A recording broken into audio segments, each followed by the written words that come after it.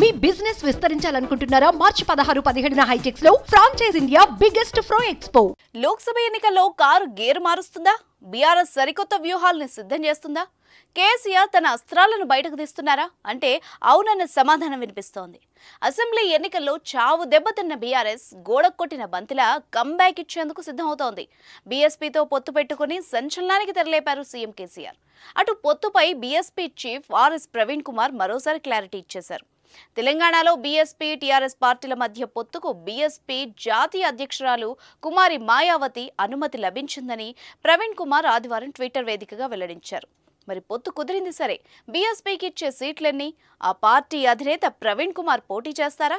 చేస్తే ఎక్కడి నుంచి అనే ప్రశ్నలకు మాత్రం ఇంకా సమాధానం రాలేదు. అయితే బీఎస్పీ ప్రవీణ్ కుమార్ ఓ నియోజకవర్గం నుంచి పోటీకి సై అంటున్నట్టు తెలుస్తోంది. ప్రవీణ్ కుమార్ పోటీ చేస్తే స్థానం ఏంటి? అక్కడ బీఆర్ఎస్ సీటును త్యాగం చేసే నాయకుడెవరు? Watch the story.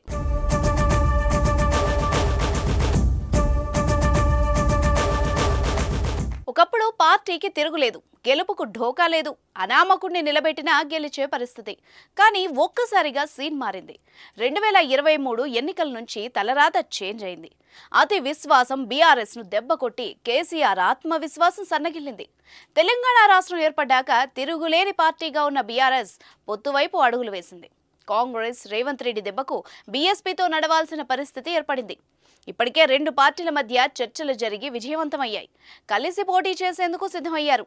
అయితే పొత్తులో భాగంగా బీఎస్పీకి కేసీఆర్ ఏ సీట్లను కేటాయిస్తున్నారు అనే దానిపై క్లారిటీ రావాల్సి ఉంది.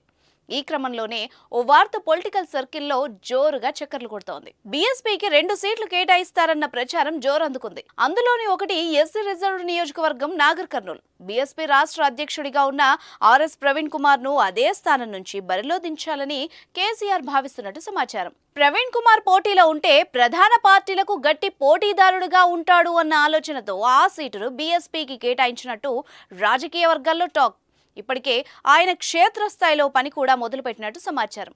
పెద్దపల్లి నుంచి కొప్పుల ఈశ్వర్ పేరు ఇప్పటికే ఖరారు కాగా మరో ఎస్సీ రిజర్వ్డ్ నియోజకవర్గమైన వరంగల్ స్థానానికి అభ్యర్థిని ఖరారు చేయాల్సి ఉంది. ఒకవేళ నాగర్ కర్నూలు నుంచి కుదరకపోతే వరంగల్ నుంచి ఆర్ఎస్పీ పోటీ చేసే అవకాశం కూడా ఉంది. ఈ సీట్లతో మరో జనరల్ సీటును కూడా బీఎస్పీకి కేటాయిస్తారని వార్తలు వస్తున్నాయి. అయితే బీఎస్పీకి 1 సీట్ ఇస్తారా లేక 2 సీట్లు కేటాయిస్తారా అనేది అతి త్వరలోనే తెలిపోనుంది.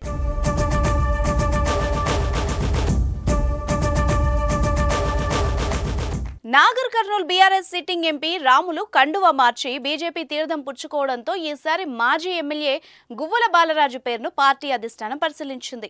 ఇటీవల జరిగిన పార్లమెంటు ఎన్నికల సన్నాహక సమావేశాల్లో సైతం ఆయన పేరునే కేసీఆర్ ప్రకటించారు. కానీ అనూహ్యంగా బీఎస్పీతో పొత్తు కుదరడంతో ఈ సీటును వదులుకునే ఆలోచనలో ఉంది car party. Nagar Kurnool sitting seat కావడంతో పార్టీ ఓట్లతో పాటు దళిత ఓట్లు కలిసి వస్తాయని, పొత్తులో భాగంగా గెలుపు లాంఛనమే అని బీఆర్ఎస్ బీఎస్పీ భావిస్తున్నాయి. ఇక్కడ ఇంకా కాంగ్రెస్ అభ్యర్థి ఖరారు కాలేదు. పోటీ ఎక్కువగా ఉండడంతో హస్తం ఇటీవల విడుదల చేసిన లిస్టులో నాగర్ కర్నూలు ఎంపీ అభ్యర్థిని ప్రకటించలేదు. చూద్దాం మరి లోక్సభ ఎన్నికల్లో ఎలాంటి ఫలితాలు వస్తాయో.